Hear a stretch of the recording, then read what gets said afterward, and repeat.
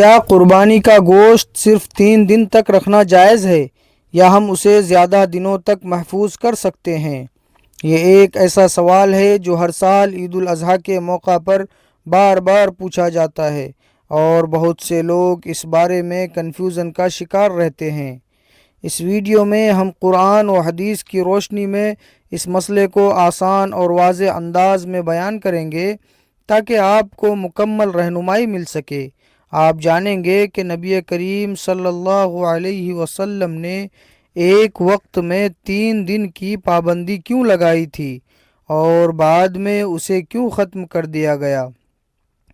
اس کے ساتھ ساتھ ہم قربانی کے اصل مقصد کو بھی سمجھیں گے کہ یہ صرف ایک رسم نہیں بلکہ اللہ رب العزت کی رضا حاصل کرنے کا ایک عظیم ذریعہ ہے۔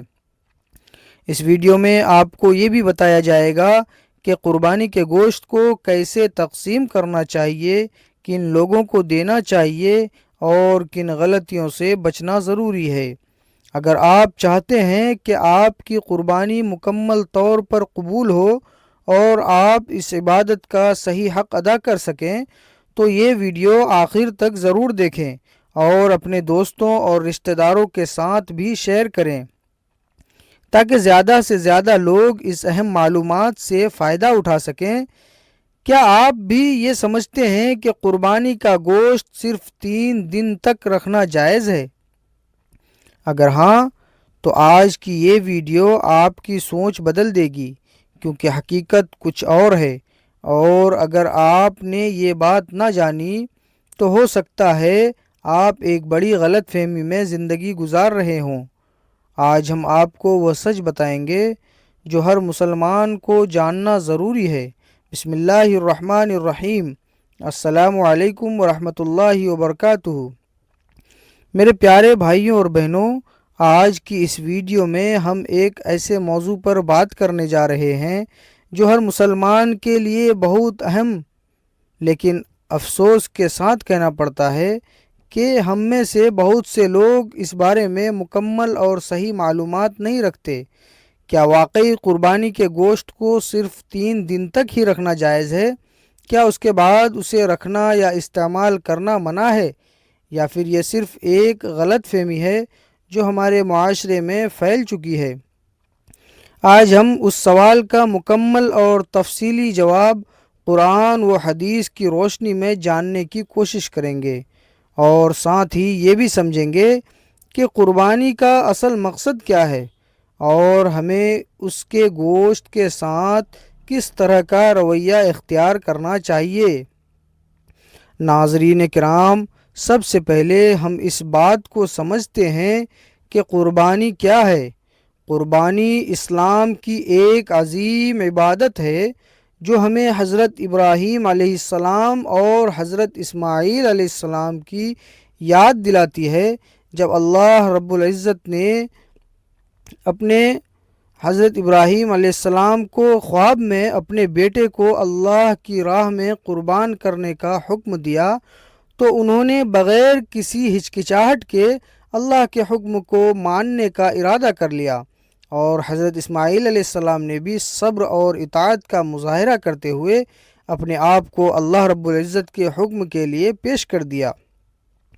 یہ وہ عظیم قربانی تھی جسے اللہ رب العزت نے قبول فرمایا اور اس کے بدلے میں ایک دمبا عطا فرمایا۔ اسی سنت کو زندہ رکھنے کے لیے ہر سال عید الاضحیٰ کے موقع پر مسلمان اللہ رب العزت کی راہ میں جانور قربان کرتے ہیں۔ میرے عزیز بھائیوں اور بہنوں، قربانی کا مقصد صرف جانور ذبح کرنا نہیں ہے، بلکہ اس کے پیچھے ایک بہت گہرا پیغام چھپا ہوا ہے۔ اللہ تعالیٰ قرآن مجید میں فرماتا ہے کہ نہ ان جانوروں کا گوشت اللہ تک پہنچتا ہے اور نہ ان کا خون، بلکہ اس تک تمہارا تقویٰ پہنچتا ہے۔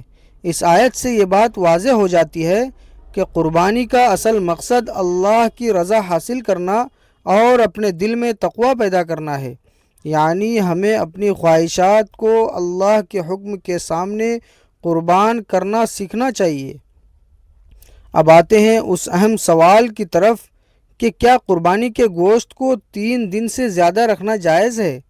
ناظرین کرام، نبی کریم صلی اللہ علیہ وسلم نے ایک وقت میں صحابہ کرام کو یہ حکم دیا تھا کہ وہ قربانی کا گوشت 3 دن سے زیادہ نہ رکھیں، لیکن اس حکم کے پیچھے ایک خاص وجہ تھی۔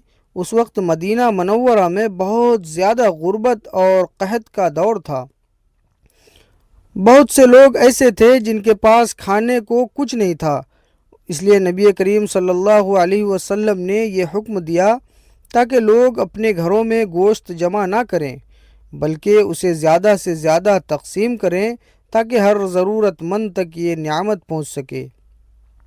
لیکن جب حالات بہتر ہو گئے اور معاشرے میں خوشحالی آ گئی تو نبی کریم صلی اللہ علیہ وسلم نے خود اس حکم کو منسوخ فرما دیا اور فرمایا کہ اب تم قربانی کا گوشت کھاؤ بھی اور اسے ذخیرہ بھی کرو۔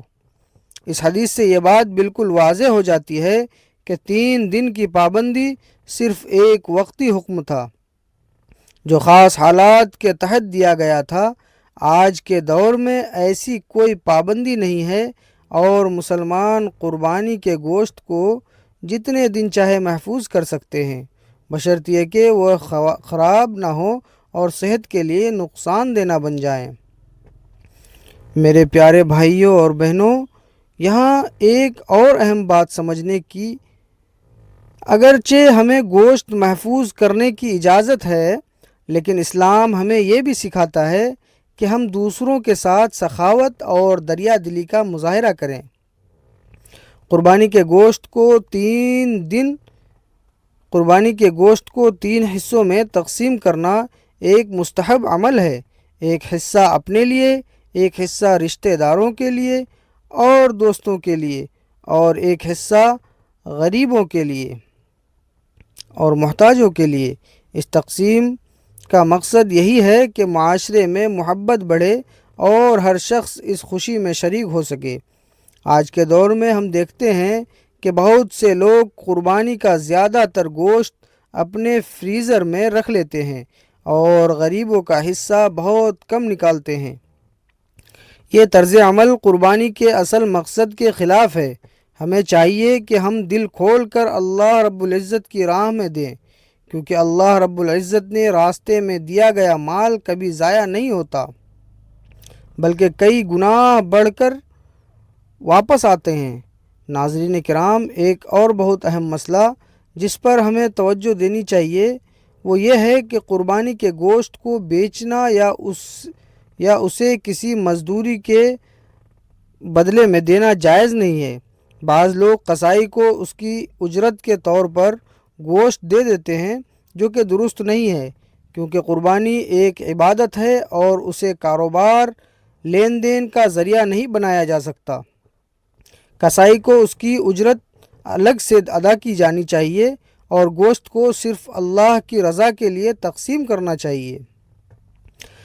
اسی طرح ہمیں یہ بھی یاد رکھنا چاہیے کہ قربانی کا گوشت صرف مسلمانوں تک محدود نہیں ہے، بلکہ ہم اسے اپنے غیر مسلم پڑوسیوں اور دوستوں کے ساتھ بھی بانٹ سکتے ہیں۔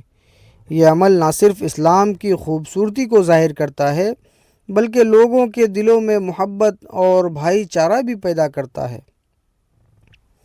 میرے عزیز بھائیوں اور بہنوں، قربانی ہمیں یہ بھی سکھاتی ہے کہ ہم اپنی زندگی میں ایثار اور قربانی کا جذبہ پیدا کریں۔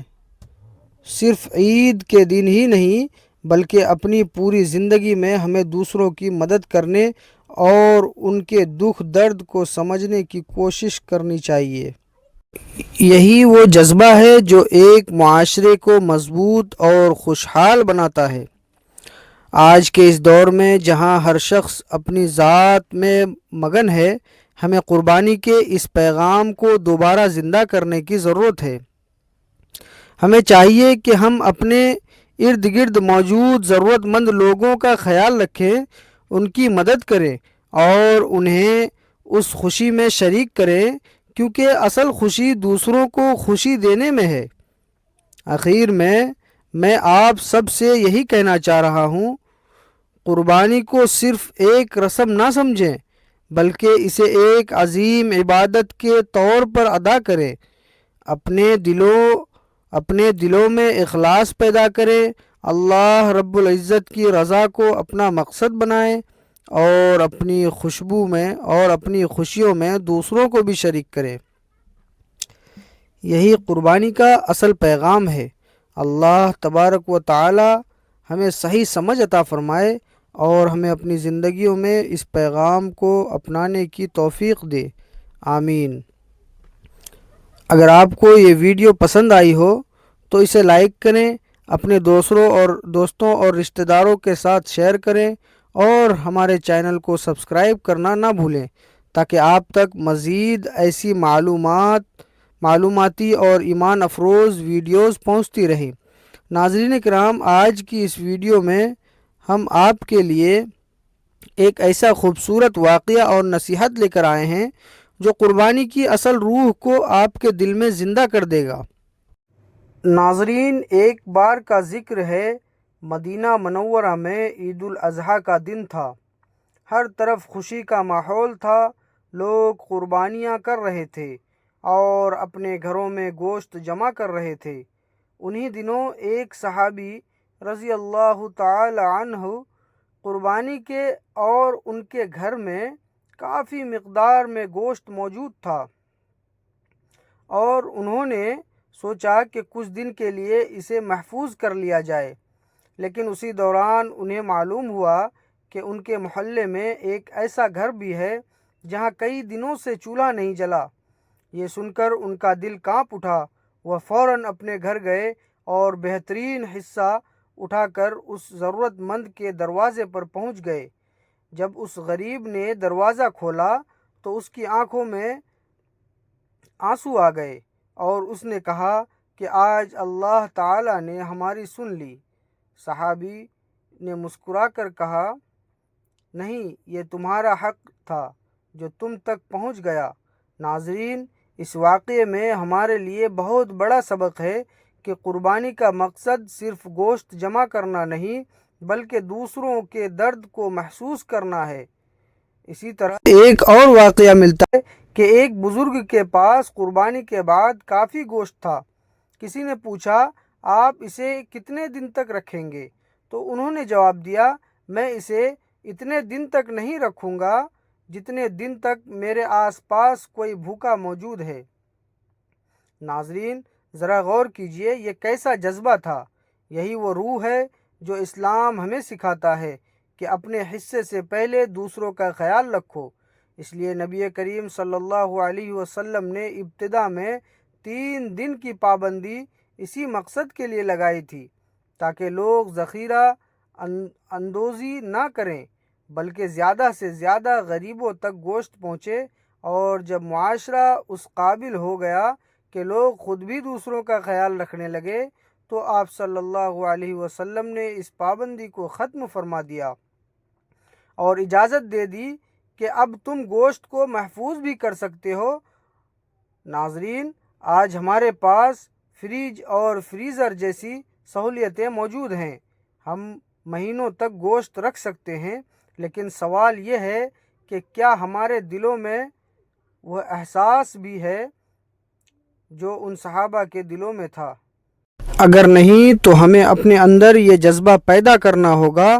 یاد رکھیں، قربانی کا اصل مقصد اللہ رب العزت کی رضا ہے اور اللہ تعالیٰ کی رضا اسی میں ہے کہ ہم اس کے بندوں کا خیال رکھیں۔ لہٰذا جب بھی آپ قربانی کریں تو یہ نیت کریں کہ میں صرف اپنا فریزر بھرنے کے لیے نہیں بلکہ کسی بھوکے کے چہرے پر مسکراہٹ لانے کے لیے قربانی کر رہا ہوں۔